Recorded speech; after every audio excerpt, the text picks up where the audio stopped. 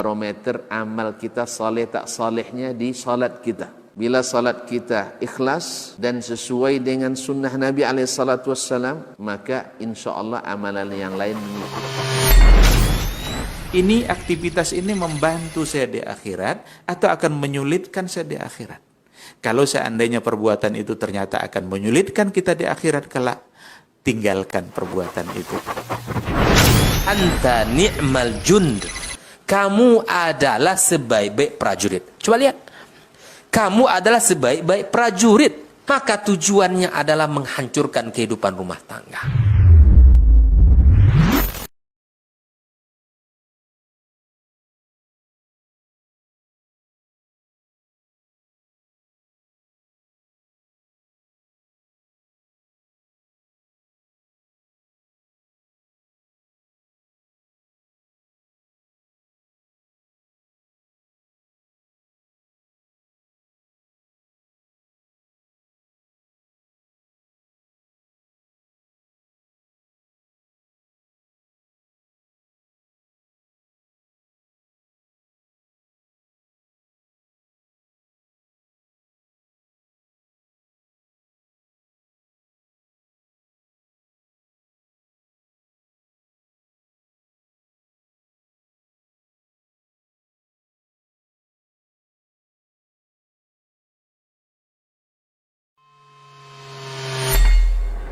Di para sahabat itu, kaum muslimin, yang terbayang bagi mereka itu adalah infak. Yang terbayang bagi mereka adalah sebuah kebahagiaan, keselamatan di akhirat yang kekal dan abadi di sisi Allah Tabaraka wa Ta'ala. Semua kita boleh klaim sekarang. Kamu cinta Nabi? Cinta Ustaz. Cinta Nabi? Cinta Ustaz. Termasuk saya. Cinta Nabi? Cinta. Kapan tahunya? Besok di akhirat. Maka apa kata Nabi sallallahu alaihi wasallam? Amalur rajuli biyadih. Penghasilan yang terbaik adalah pekerjaan yang dilakukan oleh seseorang dengan tangannya sendiri. Wa kullu bai'in mabrur. Dan setiap jual beli yang mabrur. Ini aktivitas ini membantu saya di akhirat atau akan menyulitkan saya di akhirat? Kalau seandainya perbuatan itu ternyata akan menyulitkan kita di akhirat kelak, tinggalkan perbuatan itu.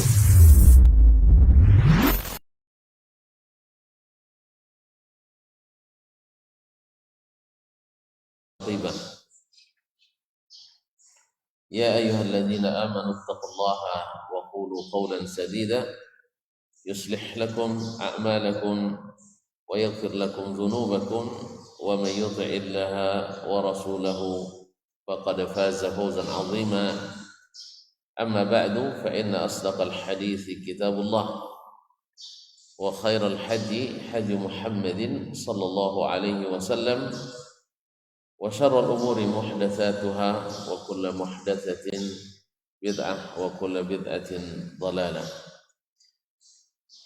Bapak dan ibu-ibu, saudara-saudari, kaum muslim dan muslimat, alim ulama, para ustadz, ustadzah, jadi pandai tokoh masyarakat,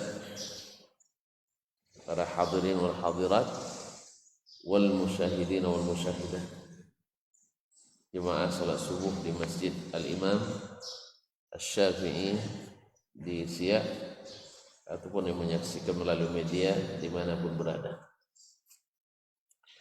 Alhamdulillah, subuh ini kembali Allah izinkan kita menikmati indahnya tempat ini.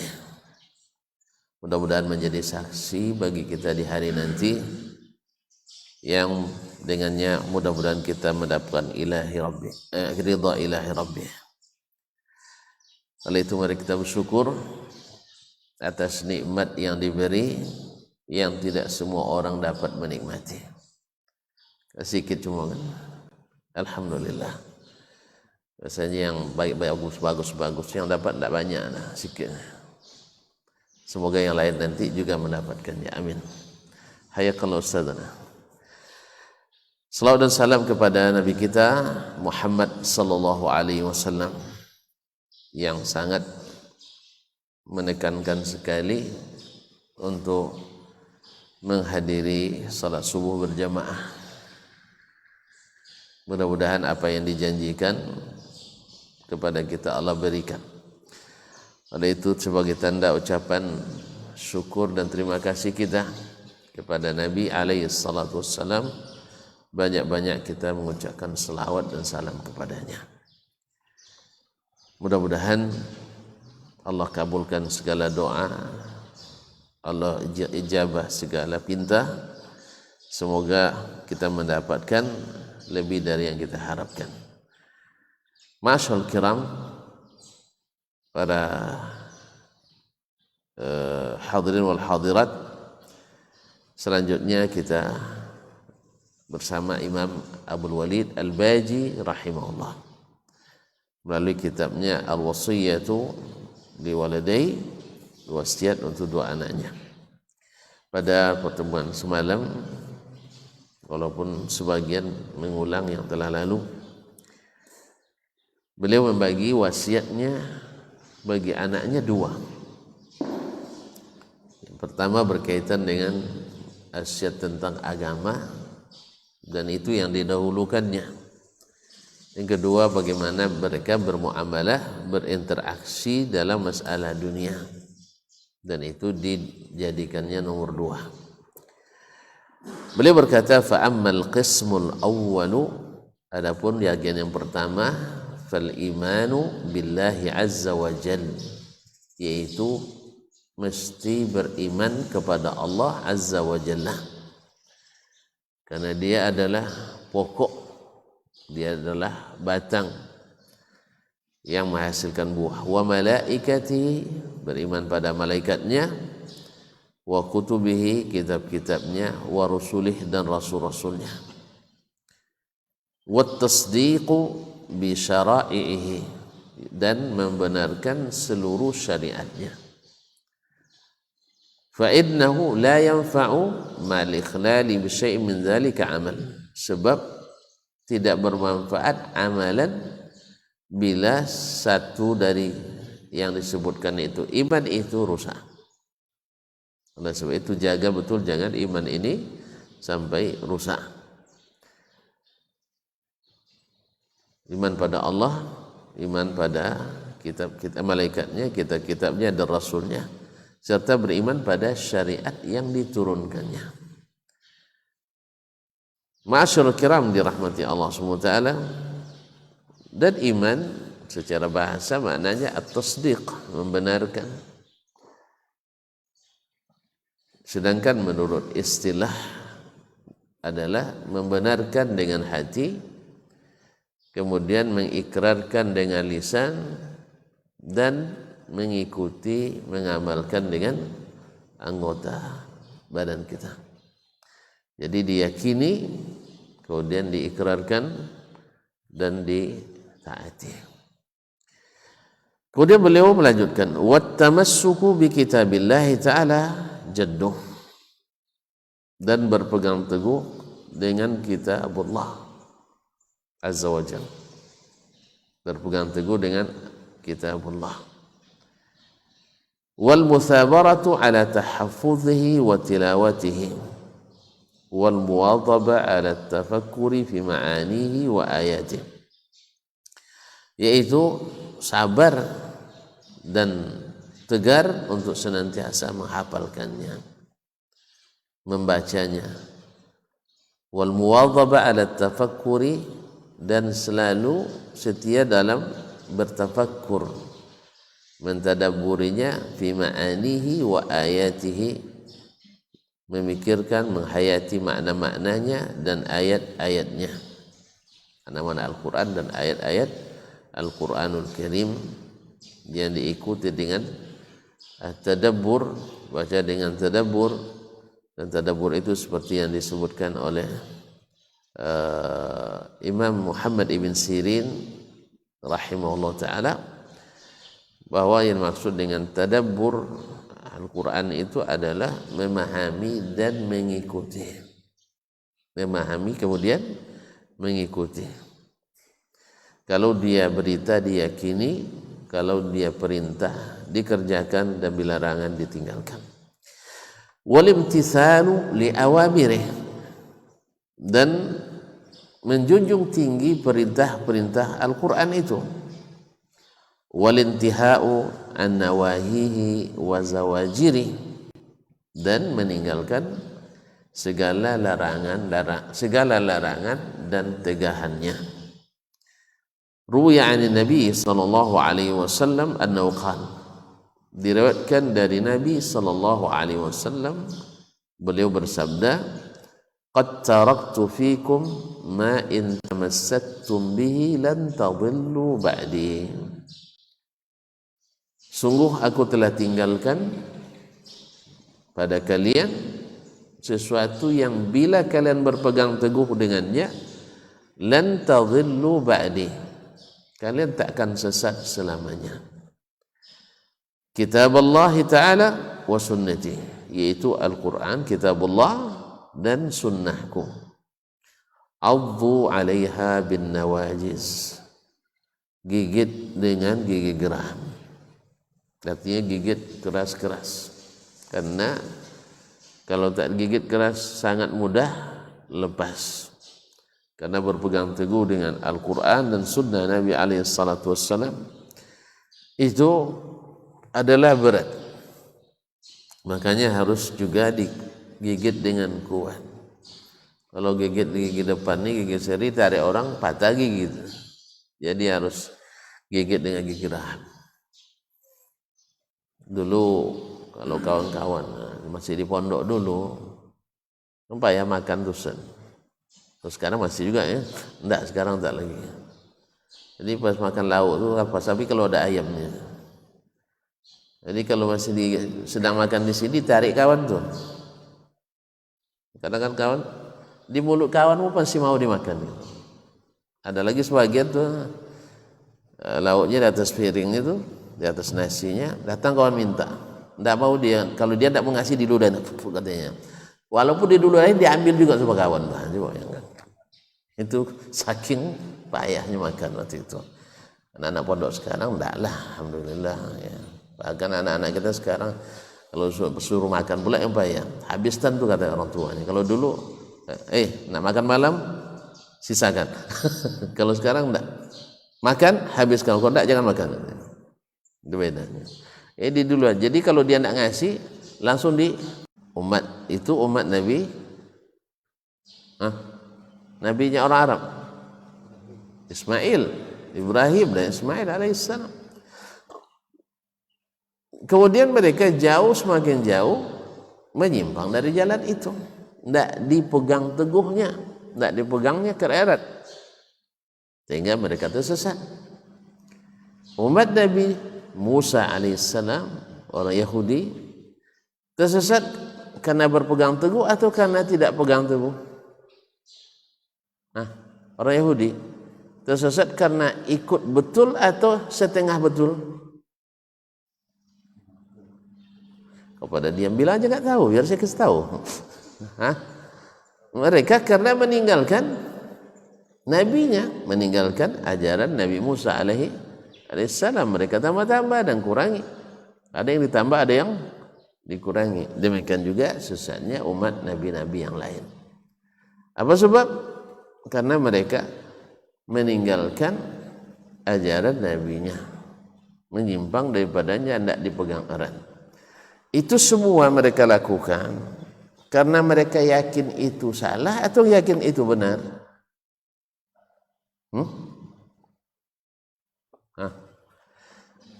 Umat, orang melakukan sesuatu dalam agama, biasanya karena itu benar menurutnya atau karena itu salah? Apa buktinya kalau mereka menganggap benar? Bersetinggi dia mempertahankannya. Bersetinggi dia mempertahankannya. Tidak ada yang sengaja tersesat, menganggap itu jalan yang benar. Ya, kita sudah tahu jalan yang benar itu ini kan jalan utama kan. Tapi mengira jalan ini jalan benar juga, sehingga kita masuk ke situ dengan alasan mungkin ini jalan lebih ramai. Kalau ikut jalan utama ramai, atau juga ada razia vaksin. Iya kan? Ada sebab-sebabnya, gitu. Atau karena jalan tol bayar misalnya, akhirnya ambil jalan, kata orang jalan-jalan tikus itu, akhirnya tersesat, macet mobil di situ. Akhirnya awalnya kalau di jalan tol mungkin tak macet kan, di situ terpuruk mobilnya, akhirnya terpaksa sewa mobil derek, mahal lagi ongkosnya. Dia sengaja tersesat atau tidak sengaja? Orang sengaja tersesat? Tidak ada yang sengaja tersesat. Oleh sebab itu, aliran sesat manapun di dalam agama Islam dan agama selainnya, selalu pencetusnya orang-orang hebat, orang-orang cerdas, orang-orang yang pikirannya cemerlang. Betul Ustaz ya? Kita absen satu-satu, ya, yang punya aliran sesat. Coba tunjuk tangan yang punya.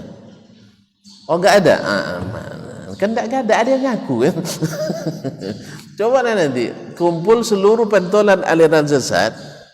Habis itu dibilang yang punya aliran sesat tunjuk tangan. Ada yang mau? Ada yang mau nunjuk tangan? Enggak ada. Itu buktinya enggak ada yang sengaja sesat, itu enggak ada. Enggak ada yang sengaja sesat. Itu kan saya bilang tadi, orang yang tersesat jalan enggak pernah sengaja aku sesat jalan. Ada?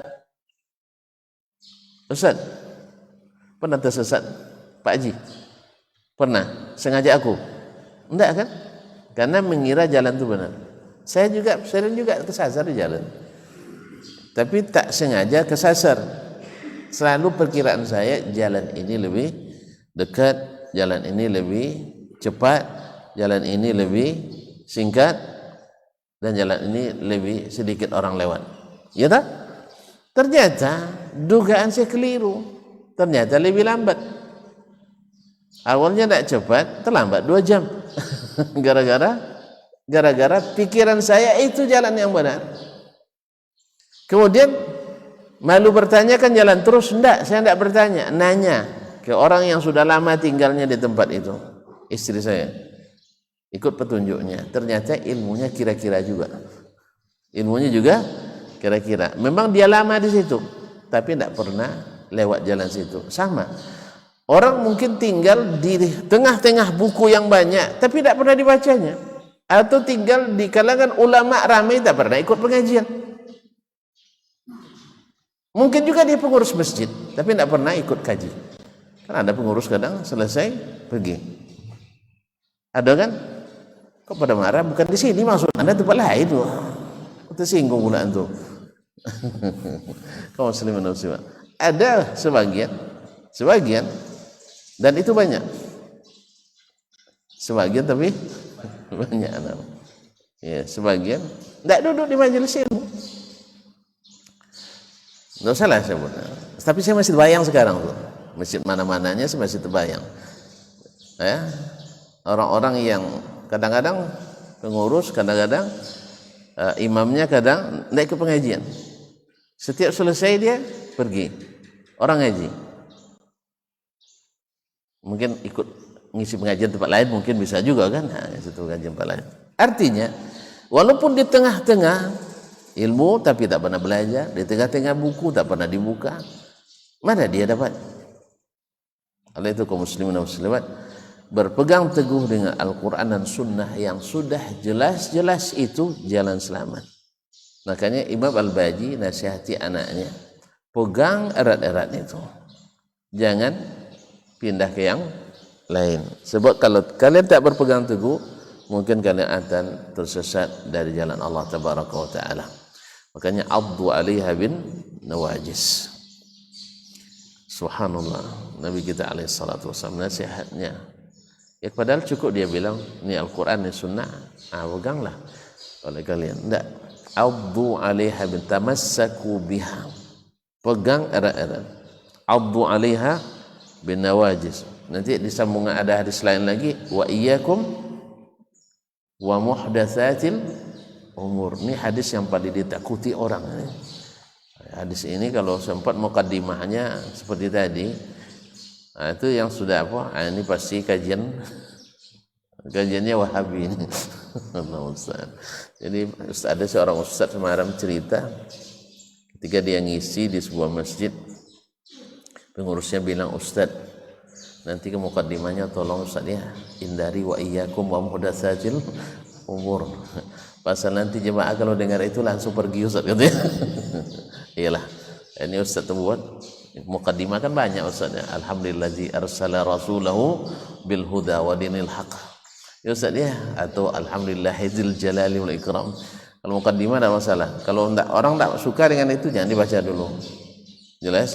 Padahal itu mukaddimahnya Rasulullah sallallahu alaihi wasallam. Jadi orang takut dengar. Masyaallah kiram dirahmati Allah Subhanahu wa taala. Kemudian beliau melanjutkan, qad nasaha lana Rasulullah sallallahu alaihi wasallam. Ini nasihat walahum nasihan, dan selalu jujur dalam menasihati mereka. Oleh sebab itu fa'mala biwasiyatihi, maka amalkanlah wasiatnya. Waqbala min nushihi, terimalah nasihatnya. Wa athbita fi anfusikum al mahabbata lah, dan tetapkanlah di dalam diri kalian cinta kepadanya. Ya, Nabi alaihissalatu wassalam adalah yang satu-satunya yang paling jujur dalam menasihati kita, yang paling dalam kasih dan sayangnya kepada kita. Qad ja'akum rasulun min anfusikum azizun 'alaihi ma anittum harisun 'alaikum bil mu'minina raufur rahim. Telah datang kepada kalian, wahai orang-orang yang beriman, rasul yang tidak suka sesuatu yang memberatkan kalian, yang tak suka sesuatu yang memberatkan kalian. Semuanya Allah, Rasul ingin yang kemudahan.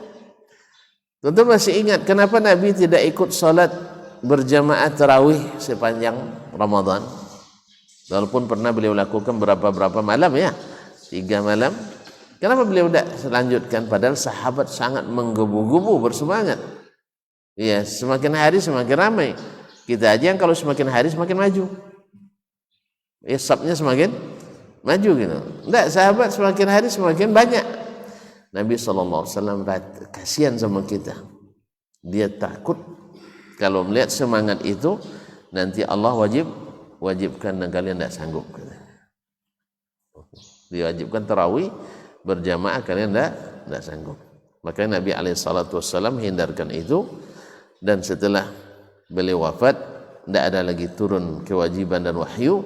Maka Umar radhiyallahu taala anhu mengembalikan ke sunnah semula, bukan mengembalikan bid'ah hasanah, mengembalikan sunnah semula yang pernah dilakukan Nabi, tapi karena terhalang oleh khawatir beliau dan sayang pada kita, maka dikembalikan, maka beliau tidak lakukan, dan pas masa Umar dikembalikan.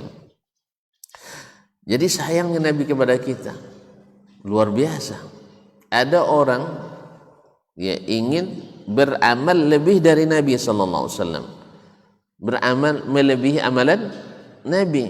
Alasannya logis, bahwa Nabi itu diampuni dosa yang telah lalu dan yang akan datang. Oleh sebab itu mereka berazam takkan menikah selamanya, karena nikah itu menyibukkan katanya. Makanya banyak yang takut menikah. Ya, yang muda takut menikah, yang tua lebih takut lagi. Ya, lebih takut lagi. Sebab yang muda itu semua setuju dia menikah. Kalau yang sudah tua ini banyak yang melarang dia menikah. Kamu gitu? Nah, takut. Semuanya takut. Padahal itu kebaikan. Ma'asyiral kiram dirahmati Allah. Tidak mau menikah dengan alasan tadi. Yang satu puasa tiap hari, puasa sunat. Yang satu nak solat tanpa tidur malam, nak solat malam. Nabi larang itu. Nabi larang. Sebab ini pemaksaan. Inna li jasadika alaika haqqa. Tubuhmu punya hak yang harus kau berikan. Dia perlu istirahat, maka tidur. Dia perlu penyaluran, maka menikah. Dia perlu juga untuk mendapat nutrisi. Jangan puasa setiap hari. Bahkan Nabi SAW memberikan kepada sebagian yang sangat sibuk dalam menuntut ilmu, yang memerlukan energi yang banyak, puasanya 3 kali sehari. 3 kali sebulan, 3 hari dalam sebulan. Dan itu dihitung siyamud dahri, seperti puasa sepanjang tahun. Sebab sehari dihitung 10. Sehari dihitung 10. Maka berarti 3 kali dalam sebulan sama dengan 30 hari, sama dengan sebulan. Kalau siapa yang rutin 3 hari dalam sebulan itu, kata Nabi SAW, kasyamid dahri. Ada lagi ibu-ibu yang bernazar bahwa dia ingin haji dari Madinah ke Makkah jalan kaki. Nah, awak yang laki-laki jalan kaki 400 kilo lebih naik haji, tidak usah jalan kaki, awak naik bis BAC, iya kan? Sekarang nih, siapa yang naik haji naik bis ber-AC, lama aja sampainya. Asalnya 5 jam jadi 8 jam, itu udah sibuk tuh. Sibuk nak nyogok sopir tuh, baksis namanya. Terus masih ingat istilah baksis sana? Orang kita juga ngajar tuh sih.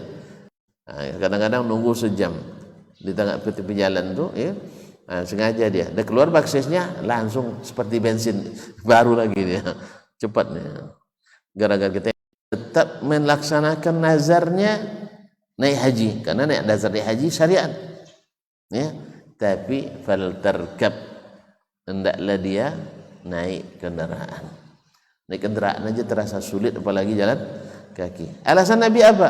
Inna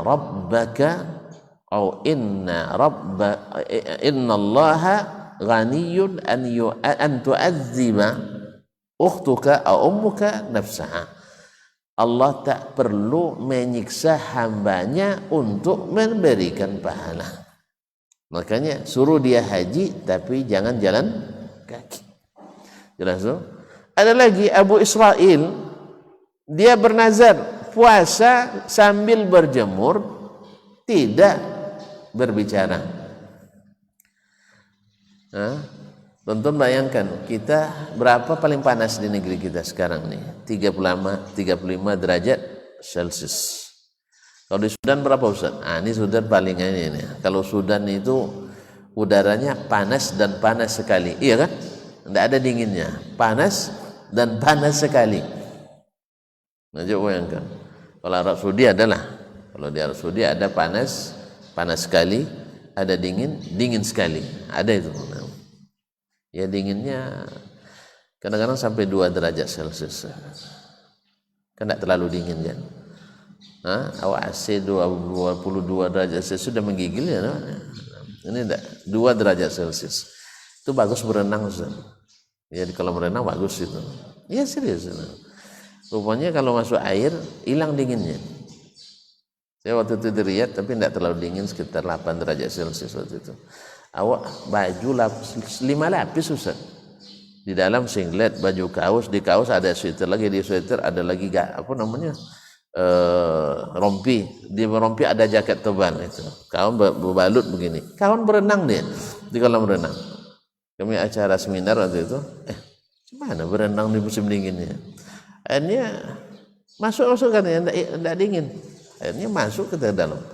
Buka kain luar nih, masuk dalam, emang hilang dinginnya. Tapi setelah naik tambah dingin. Setelah naik tambah dingin. Nah, makanya perlu AC panas, ada AC yang memanaskan, ada Ustaz ya. Alhamdulillah. Baiklah kaum muslimin dan muslimat dirahmati Allah Subhanahu wa taala. Jadi Nabi alaihi salatu wassalam menasihatinya ketika dilihat orang berkerumun nazar begini. Kata Nabi sallallahu alaihi wasallam, "Muruhu falyutimma shaumah." Suruh dia terus puasa, tapi falyastadhil, harus berlindung. Jangan di tengah terik. Allah tak butuh menyiksa hambanya seperti ini. Kemudian wal yatakallam, boleh bercakap. Sebab kalau tak boleh bercakap, tersiksa badan tu. Yang lapar tambah lapar. Tapi kalau seandainya awak di mobil kalau sedang lapar misalnya kan, macam kemarin mak dia, dibawa bercakap terus, hilang juga lapar tu dikit. Iya tak? Apalagi kalau bercakap tu Masya Allah seperti yang Bung Karno kan. Saya pernah bertemu dengan salah seorang tentara veteran di masa tahun angkatan 45 itu di musim haji. Dia cerita kalau Bung Karno pidato nak katanya, ya rasa lapar hilang katanya. Walaupun dia pidatonya 3 jam. Awak baru 30 menit dah banyak nengok jam. Tapi kalau Bung Karno 3 jam pidato katanya, kan tentara kan semangat nih kan, hilang rasa apa? Awak lapar tuh, tapi dengar pidato hilang. Nah bayangkan ini dia sedang lapar tak boleh bercakap. Terus apa hiburannya untuk melengahkannya? Maka Nabi katakan suruh dia tetap puasa, berlindung, kemudian berbicara. Jelas ya? Karena Allah tak butuh tuan-tuan merubah-rubah agama ini. Allah tak butuh amalan-amalan yang menyulitkan. Makanya apa yang disuruh kata Nabi SAW, latangkan apa yang kalian mampu. Jangan memaksakan diri. Jangan memaksakan diri dengan amalan-amalan yang ditambah-tambah. Susah tapi tak ada guna. Ya susah tapi tak ada guna. Kan ada orang kadang puasa tidak makan apa-apa selama 40 hari, puasa mutih katanya. Apa makna puasa mutih? Makan nasi aja tanpa lauk. Awak tambah lauk aja dah malas juga makan, apalagi tambah lauk. Siapa yang nyuruh? Tidak ada. Kau puasa ya puasa, tidak pakai yang lain. Makanya Allah tidak suka seseorang menyiksa dirinya. Ma'asyiral kiram. Nah inilah Nabi kita alaihi salatu wassalam, yang dia lebih mendulukan selamatnya kita, yang selalu memikirkan keselamatan kita. Oleh sebab itu, wahai anakku, dia telah nasihati kita dan siapa yang pada kita, kasihan sama kita, dan paling jujur dalam mencintai kita, maka terimalah wasiatnya.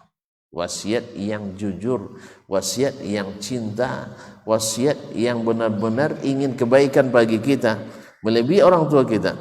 Maka amalkanlah wasiatnya, terimalah nasihatnya, dan tetapkan dalam dirimu cinta kepadanya. Allah mencintai Nabi SAW, ya setelah beriman pada Allah dan Rasulnya, beriman pada malaikat, beriman pada kitab-kitabnya, cinta pada Rasulullah SAW. Waridha bima ja'a bihi, dan suka terhadap apa yang dibawanya. Tidak ada yang tidak diterima. Ridha, orang rela di apapun mau oleh Nabi SAW. Ridha. Taib waqliqtida'a bisunnatihi, dan senantiasa mencontoh, mengikuti sunnahnya. Walinqiyada lahu watta'ah li hukmihi, wanqiyada lahu watta'ata li hukmihi, tunduk kepadanya, taat kepada hukumnya. Ini harus ditanamkan pada setiap jiwa dan generasi penerus kita, bahwasanya apa yang datang dari Rasul, raditu billahi Rabba wa bil Islami dina wa bi Muhammadin rasula. Ridha, apapun yang disuruh, apapun yang ditegah. Kalau ini sempurna, wa khairal hadi hadi Muhammadin sallallahu alaihi wasallam, sebaik-baik petunjuk yaitu amalan yang saleh adalah amalan Nabi sallallahu alaihi wasallam. Dia tak akan cari yang lain lagi. Salatnya paling sempurna, salat seperti dia salat. Doanya paling sempurna, doa seperti dia berdoa. Zikirnya paling sempurna, zikir seperti dia berzikir. Tidak ada lagi pertanyaan, berarti tidak boleh zikir selain zikir Nabi. Tidak ada pertanyaan itu lagi. Karena orang kan begitu kan. Memang tidak boleh kita berzikir kecuali dengan zikir Nabi. Itu apa antum bertanya? Kalau antum ridha Rasul sebagai Muhammad sallallahu alaihi wasallam sebagai Rasul yang mengajarkan, dan antum tahu dia paling berilmu tentang Allah, paling bertakwa kepada Allah, antum tak nambah lagi? Ustaz, dia yang paling bertakwa, antum nak cari amal untuk lebih takwa daripadanya? Tak mungkin. Jelas ya? Ustaz, jelas. Antum nonton bola semalam? Tak kan? Alhamdulillah. Nampak sedih. Saya tak tahu kenapa ada sedih, apa beritanya? Kalah. Kalah itu gembira lah, jangan sedih. Mereka sudah berbuat yang mampu mereka buat kan, Ustaz ya. Nah, saya tidak tengok, tentu jangan curiga, saya tidak tengok, dapat berita aja. Yang begini ini beritanya berita utama, headline dia. Nah, kaum muslimin dan muslimat dirahmati Allah SWT. Antum jalan aja di kedai-kedai, nanti itu cerita. Buka FB paling itu cerita juga. Ustaz pun itu cerita dia tengok. Dengan berbagai versinya ya, berbagai versinya. Jadi jangan sedih ya. Itu bukan kalah, kemenangan yang tertunda. Iya. Dan ada yang bergembira dengan kekalahan itu. Allah musta'an. Sampai ada yang bilang Upin dan Ipin gembira katanya. Allah musta'an. Baik kaum muslimin dan muslimat dirahmati Allah. Jadi kalau kau gembira dengan Nabi alaihi salatu wassalam, senang dengan Nabi, jujur mencintainya dan tahu yakin salah, pasti yang salahkan yang benar. Tapi orang-orang yang suka bikin yang benar tak akan menyalahkan apa yang dilakukan oleh Nabi alaihi salatu wassalam. Sebab kaum muslimin, kalau belum ridha seperti itu, kita belum sampai kepada derajat seorang sahabat seperti ini. Ketika dilihat oleh Nabi SAW cincin melingkar di jari manisnya, laki-laki, emas, cincin emas di jari manisnya. Jari manis mana yang tengah sini ya? Oh, nak pernah cincin? Oh ini. Nah, lalu Nabi SAW panggil, diambil, dibuang. Masya Allah. Kalau sempat Ustaz buat pada jemaah kayak gitu, gimana gitu? Hah? Ini orang-orang yang hatinya beriman, ya Nabi tak berbuat kecuali dengan wahyu. Selesai. Ya kan? Tapi orang yang hatinya berpenyakit, masa kayak gitu cara berdakwahnya? Jadi itu kan? Nabi pun dikritiknya itu. Dan Nabi kritiknya. Ma'asyarul kiram dirahmati Allah. Nah, bagaimana sikap sahabat-sahabat Nabi alaihissalatu. Makanya kita mesti mencontoh mereka menyikapi Nabi alaihissalatu. Jangan kita mencontoh orang-orang tadi mana gitu. Apa sikapnya? Ketika Nabi pergi, sahabat yang lain bilang, ambil kembali emas itu. Apa sebab? Nabi kan tidak larang kamu untuk mengambilnya untuk dijual. Nabi kan tidak melarang kamu untuk memberikan pada keluargamu. Karena perempuan kan boleh makan emas. Laki-laki Rabbah wa bil islami dina wa bi Muhammadin sallallahu alaihi wasallam rasulah. Ya, sahabat bicara secara fikih. Sahabat bicara secara hukum fikih. Secara hukum Nabi tak marah. Kan kalau marah tentu dilarangnya jual beli emas kan? Enggak, Nabi tak marah dengan jual beli emas, tapi marah laki-laki pakai emas. Kalau kita sekarang dah sejelas itu pun masih juga kita nak mencari hilah. Bagaimana emas boleh dipakai oleh laki-laki? Itu bedanya. Yang beriman dengan Nabi, raditu billah, ridha pada Nabi, dengan yang setengah-setengah ridha. Ma'asyiral kiram. Dia tidak. Demi Allah, Nabi sudah buang di tangan saya tidak ambil lagi. Ma'asyiral kiram dirahmati Allah. Nabi melihat lagi Amr bin Ubaid al-Ansari radhiyallahu anhu, sarungnya di bawah mata kakinya. Lalu Nabi alaihissalam panggil dia, ya Ubaid, angkat kainmu, lebih bertakwa kepada Allah. Dia beralasan, dia tunjukkan alasan, ya Rasulullah, kaki saya cacat, ada aib yang harus disembunyikan dari kakinya. Alasannya logis, alasannya ya untuk menyembunyikan aib. Siapapun kita tidak ingin aibnya terlihat kan, tapi kata banyak di sisi Allah tabaraka wa taala. Tonton tahu sendiri, la khalufu fami shaimi atyabu indallahi min rihil misk. Bau mulut orang puasa di sisi Allah lebih harum daripada kasturi. Di mata kita aib, kalau apa, bau di mana? Di hidung ya, di hidung kita bau, tapi di sisi Allah bernilai. Makanya yang di sisi Allah harus didahulukan. Maka katanya, inna khalqallahi kullahu hasan, sesungguhnya Allah semuanya bagus. Perawi mengatakan, Abu Sa'id al-Khudri mengatakan, wallahi ma yura ba'da dzalika illa hasiran izarahu ila ansafi saqih. Setelah itu tak pernah terlihat kecuali dia meninggikan sarungnya sampai pertengahan betisnya. Hilang semua itu. Aib yang tadi merasa dia malu, tidak hilang, tidak ada gunanya lagi. Karena dia ridha kepada Rasulullah sallallahu alaihi wasallam, baca doa sesuai juga dengan hawa kita. Tapi yang masalahnya ketika tak sesuai dengan hawa kita. Seperti tadi, Hawa kita memiliki emas itu luar biasa. Bahkan punya orang pun kalau nampak nak kita ambil Ustaz ya.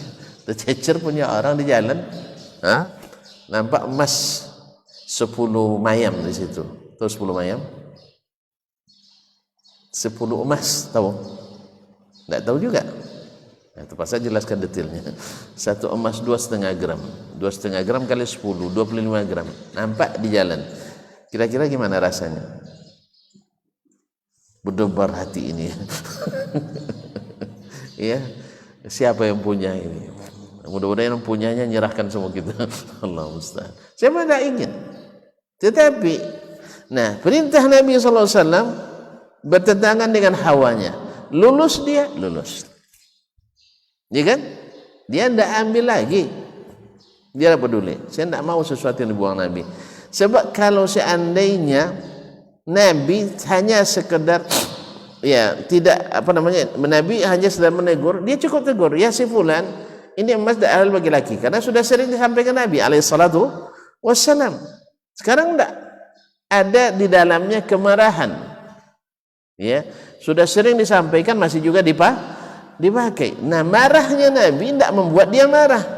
Awak belum lagi Ustaz marah, sudah duluan marah. Baru itu di mukaddimah, inna asdaqal hadits kita innal hamdalillah. Udah mulai itu. Ini pasti khutbahnya. Dari situ udah mulai marah gitu. Padahal masih memuji Allah. Menyebutkan hadis Rasulullah sallallahu alaihi wasallam. Ini Nabi marah, dia tidak terpancing marahnya karena ridha kepada Nabi sallallahu alaihi wasallam. Maka saya tak ambil sekalipun yang sudah dibuang oleh Nabi alaihi salatu wasallam. Nah, inilah dinasihatkan oleh siapa? Abul Walid Al-Baji, tanamkan cinta itu dalam hati kalian kepadanya, ridha apa yang dibawanya, dan mengikuti sunnahnya, tunduk kepadanya, taat kepada hukumnya, wal hirsa ala ma'rifati sunnahi, dan antusias untuk mengenali sunnah-sunnahnya, wasuluka sabilihi, dan mengikuti jalannya. Fa inna mahabbatahu taqudu ilal khairi, karena cinta ke Rasul itu membawa kepada kebaikan-kebaikan yang banyak. Kalau cinta itu kan membawa kita, kalau cinta sudah melekat, sambung Ustaz, kalau cinta sudah melekat, kita ke Nabi semakin dekat. Itu yang lain nampaknya. Tidak mana ada pula. Ya, kita ke Nabi semakin dekat. Cintai Nabi alaihissalam, antum semakin dekat kepadanya. Pokoknya tidak mau kecuali mengikutinya. Seindah apapun rayuan di luar sana, antum tak akan mau jauh-jauh daripadanya. Karena rayuan banyak Ustaz. Memangnya kita harus ikut Nabi semua, terbelakang kita. Kan itu kan rayuan kan? Susah nanti. Kalau ikut Nabi ya susah. Siapa yang bilang susah? Dulu orang susah sebelum ikut Nabi, setelah ikut Nabi pada lapang dunia itu. Lapang dunia, apa yang susah? Antum takut Nabi itu keras? Ya Syekh, itu orang ketika Fathu Makkah, ya baru 8 tahun, orang di Makkah disiksa oleh orang-orang Quraisy. Kemudian setelah hijrah ke Madinah, diserang lagi dari sana, ya dengan kerjasama dengan kaum munafikin. Tapi setelah Nabi membuka kota Makkah, balas dendam nih, itu udah mulai marah nampaknya. Belum habis waktu saya. Ya kaum muslimin dan muslimat, Nabi SAW ketika buka kota Makkah, dan alhamdulillah Allah berikan kemenangan, dan ketika orang-orang Quraisy sudah menyerah, masih musyrik mereka masih musyrikin, Nabi SAW kumpulkan mereka. Menurut kalian apa yang akan saya lakukan? Madza tadhunnuni anni fa'ilun bikum? Apa yang kalian kira akan saya lakukan terhadap kalian? Terbayang oleh mereka dosa-dosa mereka itu. Nabi sejak mulai berdakwah tak pernah aman oleh kita. Kan tak pernah aman Nabi setelah mulai berdakwah, tak aman di Makkah oleh orang-orangnya sendiri, paman-pamannya sendiri, ya kaumnya sendiri, yang dulu senantiasa menyanjung dan memuji, tapi setelah berdakwah dimusuhi dengan segala bentuk intimidasi, provokasi, persekusi, semuanya mereka lakukan terhadap Nabi SAW. 8 tahun lupa Nabi, 8 tahun lupa. Antum kalau misalnya pas nak masuk PNS tiba-tiba disalib oleh orang lain misalnya karena dekat dengan Pak Bupati, nah jelas tiba-tiba 5 tahun berikut antum menjadi bupati, lupa enggak kejadian itu? Memang pelupa antum nampaknya. Saya lupa enggak kejadian itu? Awak nak beristri waktu itu, ikut tes PNS dan lulus, tiba-tiba diambil nomor kita oleh orang yang dekat dengan bupati. Akhirnya antum berazam nak jadi bupati, betul? 5 tahun setelah itu jadi bupati, ternyata yang menyalip dulu sudah jadi ST2 dia. Kira-kira gimana? Ayo, lupa enggak? Enggak lupa kan? Apa yang kau lakukan? Langsung sort seperti itu ya. Itu padahal hanya sekedar jabatan. Antum setelah enggak jadi PNS jadi saudagar kaya antum. Atau jadi petani yang sukses kan? Kalau sempat jadi PNS enggak pernah naik gajinya 125.000 jadi naik setahun cuma kan. Tapi setelah antum enggak jadi, buka dagang, Masya Allah tahun pertama dihitung di akhir tahun untung di 250 juta, tahun kedua 500 juta. Dilakukan terhadap Nabi. Tapi apa yang Nabi lakukan? Inilah Rasul yang patut dicintai itu ya. Inilah Rasul alaihi salatu wassalam. Akhlaknya. Dicaci beliau tak mencaci, dihina beliau tak menghina, direndahkan beliau tak merendahkan, disakiti tak menendam. Nabi mencintai kita. Ya. Umat ini dicintai Nabi walaupun mereka belum dapat hidayah. Bahkan yang ada dalam tulang-tulang sulbi mereka masih dipikirkan oleh Nabi alaihi salatu wassalam. Tuan-tuan jangan lupa ketika Nabi Mekah tak boleh berdakwah, pergi ke Taif, tapi menolak, pergi kabilah-kabilah, tak ada yang menjanji memberikan menerima. Datang malaikat, bukan pemegang kunci gunung, tidak, pengatur gunung. Kan ada pemegang kunci gunung kan, habis itu mati. Nah, ma'asyiral kiram dirahmati Allah, ditawarkan, kalau kau mau hai Muhammad, 2 gunung Mekah ini ditautkan. Kalau gunung ditautkan, hasilnya apa? Ustaz? Hah? Pecah? Kok sampai pecah pula? Nah, itu tidak pandai menautkan itu. Kalau ditautkan, otomatis yang di bawahnya, Ustaz, orang terpaksa dibayangkan nampaknya. Orang Mekah kan tinggal di lembah. Lembah itu terletak di antara 2 gunung. Nah, gunung ini ditautkan di atas mereka. Apa yang terjadi? So buat gunung-gunung, bawa pasir sini. Paham tuh? Apa yang terjadi? Hah? Mereka penghabis mereka semua. Tidak ada lagi tinggal sejarah dulu ada suku Quraisy. Seperti kaum Nabi Lut, dulu ada kaum Nabi Lut, dulu ada kaum Nabi Saleh, dulu ada kaum Nabi Hud. Masih ingat tuh? Mereka dihabiskan semuanya, tidak ada yang tersisa. Tapi Nabi SAW tolak, lah, saya masih berharap dari tulang sulbi mereka Allah lahirkan anak-anak yang nanti beribadah hanya kepada Allah. Coba bayangkan. Bukan hanya yang sudah bernyawa ini pikirkan, yang masih belum ada pun dipikirkan Nabi SAW. Coba bayangkan. Oleh sebab itu, bil mu'minina raufur rahim, pengasih dan penyayang. Oleh itu cintailah dia, ikuti dia, dan jangan kemana-mana. Tetap bersama Nabi SAW. Kenapa? Karena mencintai Nabi itu membawa kebaikan yang banyak sekali. Wa tunji minal halakati wasyarr, dan menjauhkan kita dari binasa dan keburukan. Ini terjadinya antara sesama umat Islam. Tapi pas sudah menikah baru tahu tidak pandai merealisasikan cinta. Baru sebulan dah berbantah. Kadang baru 3 hari dah. Nah, baru 3 hari menikah sudah berbantah. Rupanya cinta itu hanya lagu.